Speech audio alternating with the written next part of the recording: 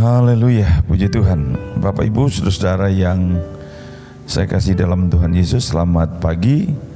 Kita jumpa lagi dalam program Renungan Pagi di hari ini.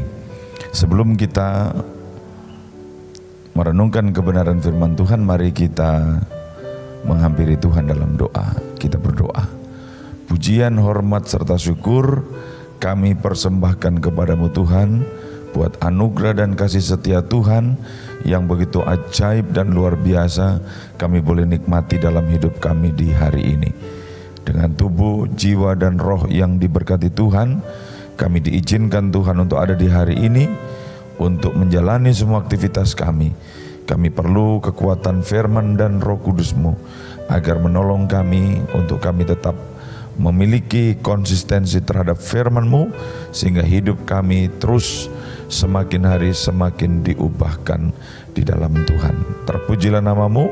Kami akan merenungkan firman Tuhan di pagi ini di dalam nama Tuhan Yesus Kristus. Haleluya. Amin. Bapak Ibu saudara yang dikasihi Tuhan, melalui firman Tuhan di pagi ini saya ingin kita bisa bersama-sama menikmati berkat Tuhan. Untuk itu saya ajak kita bersama-sama membaca dari Filipi pasal yang keempat, ayat yang ke-8 dan ayat yang ke-9. Demikian firman Tuhan.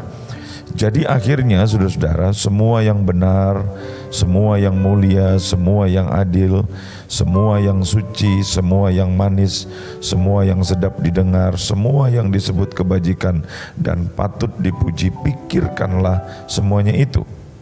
Dan apa yang telah kamu pelajari, dan apa yang telah kamu terima, dan apa yang telah kamu dengar, dan apa yang telah kamu lihat padaku, lakukanlah itu, maka Allah sumber damai sejahtera akan menyertai kamu.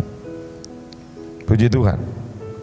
Bapak Ibu saudara-saudara yang saya kasih dalam Tuhan, melalui Filipi pasal 4 ayat 8 dan 9 ini, saya ingin mengajak kepada kita untuk merenungkan kebenaran firman Tuhan ini tentang dampak berpikir yang benar. Saudaraku yang dikasihi Tuhan, Alkitab menuliskan khususnya dalam Filipi pasal 4 ayat yang ke-9 dikatakan bahwa Allah akan menyertai kehidupan kita. Ini luar biasa saudara-saudara. Ya. Untuk kita bisa menikmati penyertaan Tuhan dalam hidup kita, maka kita harus menjalani hidup kita di dalam kerangka yang benar. Ya. Allah yang menyertai itu dikatakan di dalam ayat 9 ini adalah Allah sumber damai sejahtera. Bapak Ibu saudara yang dikasihi oleh Tuhan, ini luar biasa sekali. Rasul Paulus ingin menegaskan kepada kita bahwa ketika kita memulai dengan berpikir yang benar, maka penyertaan Tuhan, damai sejahtera Tuhan itu akan benar-benar menyertai dan memberkati kehidupan kita. Saudaraku, ada banyak poin yang Paulus tuliskan di dalam kebenaran firman Tuhan ini pada ayat yang ke-8, tetapi tentu kita tidak akan melihat kesemuanya, ya, karena waktu, ya, kita hanya melihat beberapa hal saja. Yang pertama, Paulus berkata, jadi akhirnya saudara-saudara, semua yang benar, ya, semua yang benar. Saudara yang dikasihi oleh Tuhan, apa yang dimaksudkan Paulus dengan semua yang benar, ya? Saudara, hati dan pikiran kita itu harus dikuasai oleh kebenaran. Nah, saya ingin kita melihat satu ayat di dalam Yesaya pasal 32 ayat yang ke-17 berkata begini. Di mana ada kebenaran, di situ akan tumbuh damai sejahtera. Dan akibat kebenaran ialah ketenangan dan ketentraman untuk selama-lamanya. Saudara-saudara yang dikasihi oleh Tuhan, itu sebabnya saya katakan penting sekali bagi kita untuk hidup di dalam kebenaran. Ya, artinya kita harus memiliki pikiran dan hati yang dikuasai oleh kebenaran. Saudaraku yang dikasihi oleh Tuhan, secara sederhana, ya, kalau kita bicara tentang kebenaran itu artinya ya kita tidak memikirkan hal-hal yang salah, ya. Kita tidak memikirkan hal-hal yang dusta, ya, tipu-tipu, katakanlah begitu, saudara. Kita tidak memikirkan tentang hal-hal yang bersifat ya tipu daya, ya. Saudara, ini yang kita bisa lihat dari apa yang dikatakan dengan kebenaran itu. Saudara, kalau orang berpikir tentang hal yang benar, artinya ya, yang ada di dalam pikirannya itu adalah bersifat tipu daya, ya. Tidak berpikir tentang dusta, ya. Dia tidak berpikir bagaimana bisa berdusta, bagaimana menggunakan tipu daya untuk memperdaya orang lain, ya. Bagaimana mencari uang, ya, dengan tipu daya, saudara. Karena kalau kita menggunakan ya tipu daya untuk katakanlah kita mencari uang dan sebagainya dalam pekerjaan kita, maka tentu kita melanggar ayat firman Tuhan ini, saudara. Nah, oleh sebab itu firman Tuhan mengajarkan kepada kita, jangan kita memasukkan hal-hal seperti itu di dalam pikiran kita, ya, sehingga Allah yang adalah sumber damai sejahtera itu akan selalu menyertai dan memberkati kita. Kalau kita dalam tugas dan pekerjaan kita, maka kita akan diberkati Tuhan, ya.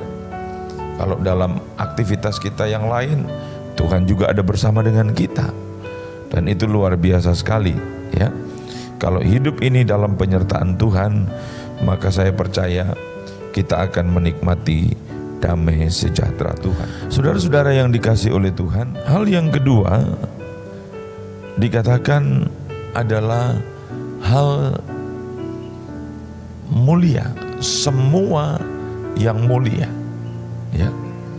Apa sebetulnya yang dimaksudkan dengan semua yang mulia, ya? Saudara yang dikasihi oleh Tuhan, kalau kita bicara soal yang mulia, ya, maka yang tidak mulia itu, ya, adalah hal yang contohnya jorok, ya, pikiran yang kotor, ya, yang cabul, yang tidak sopan, ya. Saudara, Paulus mengajarkan masukkan semua yang mulia, artinya jangan kita biarkan hal-hal yang tadi saya katakan, ya, yang kotor, yang jorok, yang cabul, yang itu mempengaruhi pikiran kita, ya, mengganggu pikiran kita, bahkan menguasai pikiran kita. Ini akan merusak hidup kita. kita tidak akan bisa menikmati damai sejahtera Tuhan. Bila mana kita sebagai anak-anak Tuhan, saudara, kita membiarkan hal-hal yang tidak mulia itu menguasai pikiran kita. Ya. Yang ketiga, Paulus mengajarkan yang adil, semua yang adil. Saudara, kalau kita melihat dari kata adil di sini, saudara, yang dipakai untuk menjelaskan kata adil ini dalam terjemahan aslinya dipakai kata dikaios. Ya, dikaios itu artinya murni. Yang dikatakan dikaios itu, saudara, artinya adalah sesuatu yang menunjuk pada apa yang sesuai dengan aturan. Ya. Itu kata adil. Ya. Kata adil itu artinya segala sesuatu, ya, apa yang sesuai dengan aturan. Nah, saudara, ini Paulus juga inginkan supaya masuk di dalam pikiran kita, ya. Semua yang benar, semua yang mulia, semua yang adil. Artinya yang sesuai dengan aturan. Jadi kalau saudara menjalani kehidupan, ya, berjalan di tengah-tengah kehidupan ini, kemudian saudara harus mungkin berhubungan dengan aturan-aturan yang ada di, ya, kita harus belajar untuk menjalani hidup kita sesuai dengan apa yang diatur, ditetapkan, ya. Saudara, ya, jadi yang dimaksudkan dengan yang adil di sini itu, ya, adalah bicara sesuatu yang sesuai dengan ketentuan, sesuai dengan aturan, ya. Yang sederhananya, saudara-saudara, kalau saya boleh ambil contoh di sini, kalau saudara berkendara, ya, menggunakan kendaraan entah roda 2 atau roda 4, ya. Ketika saudara berada di traffic line, saudara bisa melihat di sana ada lampu merah, ada lampu hijau, ada lampu kuning. Saudara harus belajar untuk bisa mengikuti aturan-aturan yang ada. Ya, kalau merah jangan saudara tabrak terus. Ya. Begitu pula dengan hal-hal yang lain. Ya, itu hanya merupakan contoh kecil saja bila mana kita mau hidup dengan adil. Adil artinya kita konsisten pada ketentuan yang berlaku.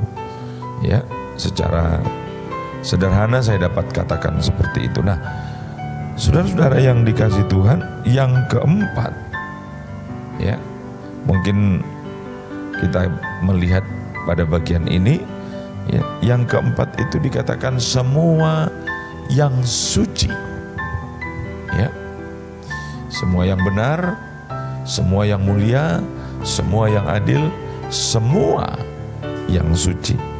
Nah, saudara-saudara yang dikasihi Tuhan, kata suci ini, ya, memberi kepada kita pengertian tentang sesuatu yang murni, ya. Artinya, saudara-saudara, sesuatu yang tidak bertentangan dengan kesucian Allah, ya. Saudara yang dikasihi oleh Tuhan, saya ambil contoh Bila mana mungkin kita memiliki pikiran-pikiran yang cabul, itu artinya saudara kita sesungguhnya kita tidak berpikir yang suci, ya. Kalau kita mulai berpikir tentang hal-hal yang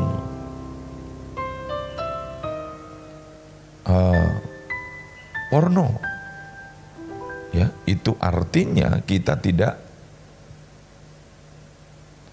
berpikir tentang yang suci.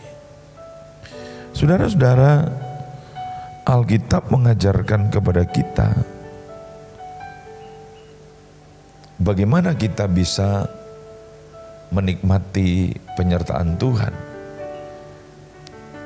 Saudara, hal yang kita bisa nikmati, ya, janji Tuhan itu ketika kita benar-benar memiliki pemikiran yang bersih di hadapan Tuhan. Artinya pemikiran yang bersih ini adalah pemikiran-pemikiran yang dikuasai oleh firman, ya, seperti hal yang benar, yang mulia, yang adil, yang suci, ya. Saudara-saudara yang saya kasih dalam Tuhan, sebab itu Paulus juga mengajarkan kepada kita di dalam 1 Korintus pasal 15, ya. Dia katakan bahwa pergaulan yang jahat merusak kebiasaan yang baik. Artinya kita harus menjaga pergaulan kita, ya, supaya kita bisa memikirkan hal-hal yang suci, ya. Kita bisa memiliki pemikiran-pemikiran yang suci, ya. Maka kita harus menjaga pergaulan kita. Kita harus waspada dengan keadaan dunia ini, karena saudara-saudara, dunia ini bisa mengecoh hidup kita. Dunia ini bisa membuat kita, ya, terlena dan sebagainya, sehingga hidup kita menjadi tidak benar di hadapan Tuhan.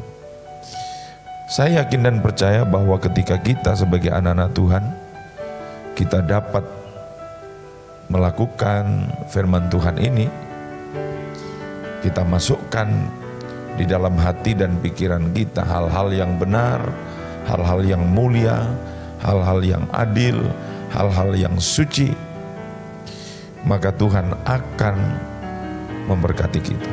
Tuhan akan menyertai kita. Dan saya yakin dalam kondisi pikiran seperti itulah Tuhan juga ingin atau rindu berdiam di dalam hati kita. Oleh sebab itu, hari yang Tuhan anugerahkan buat kita di hari ini, mari kita gunakan dengan baik. Mari kita penuhi hati dan pikiran kita dengan perkara-perkara yang benar, supaya kita bisa menikmati apa yang dijanjikan Tuhan. Ingat, berpikir yang benar memberikan dampak dalam hidup kita. Apa dampaknya? Damai sejahtera Kristus akan menyertai kita untuk selama-lamanya. Tuhan memberkati kita dengan kebenaran firman Tuhan ini. Mari kita berdoa.